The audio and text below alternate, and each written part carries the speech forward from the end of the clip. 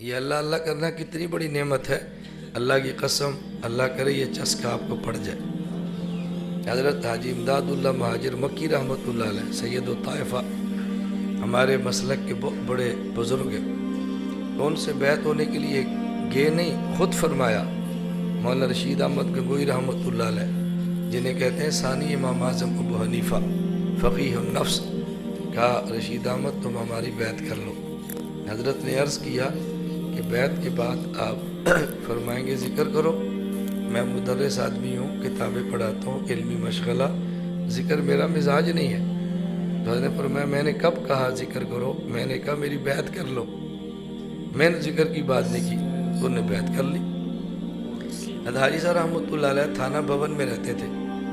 اچھا، تھانہ بھون کا ایک نظام بڑا عجیب تھا، وہاں 3 بزرگ ہوتے، حاجی امداد اللہ مہاجر مکی رحمۃ اللہ علیہ، مولانا محمد تھانوی مفتی رحمۃ اللہ علیہ، حافظ ضامن شہید رحمۃ اللہ علیہ جو شاملی کے میدان میں انگریز کے خلاف لڑتے ہوئے جام شہادت نوش فرما گئے۔ لیکن حافظ ضامن صاحب کے مزاج میں لطف ظرافت تھی، مزاحیہ طبیعت کے تھے۔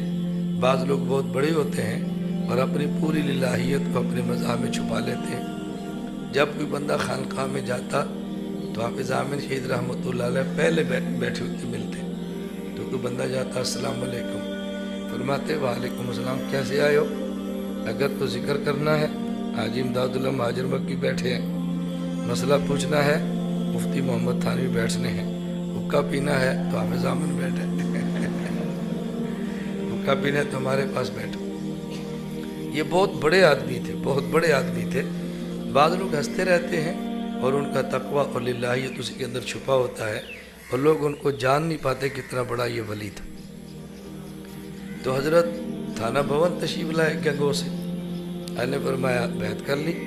جب بیعت ہوئی تو حاجی امداد اللہ مہاجر مکی رحمۃ اللہ علیہ نے فرمایا آج کی رات مولانا رشید احمد گنگوئی کا بستر میرے کمرے میں میرے ساتھ لگا دو، آج ان کا بستر میرے کمرے میں میرے ساتھ لگا دیا۔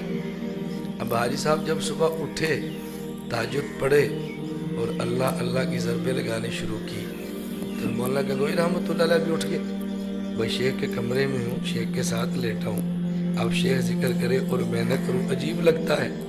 حضرت بھی اٹھ کے ذکر کرنا شروع کر دیا۔ مولانا گنگوئی رحمۃ اللہ علیہ فرمایا کرتے تھے میں حاجی صاحب سے کہتا تھا علمی کام کرتا ہوں، ذکر میرا مزاج نہیں ہے، لیکن ایک شب جو اپنے شیخ کے ساتھ ذکر کیا زندگی گزر گئی، اب ذکر چھوڑنے میں دل نہیں کرتا۔ اللہ کرے یہ چسکا آپ کو پڑ جائے، بس پھر آپ دیکھنا ذکر میں لذت کتنی آتی ہے اور ذکر میں مزہ کتنا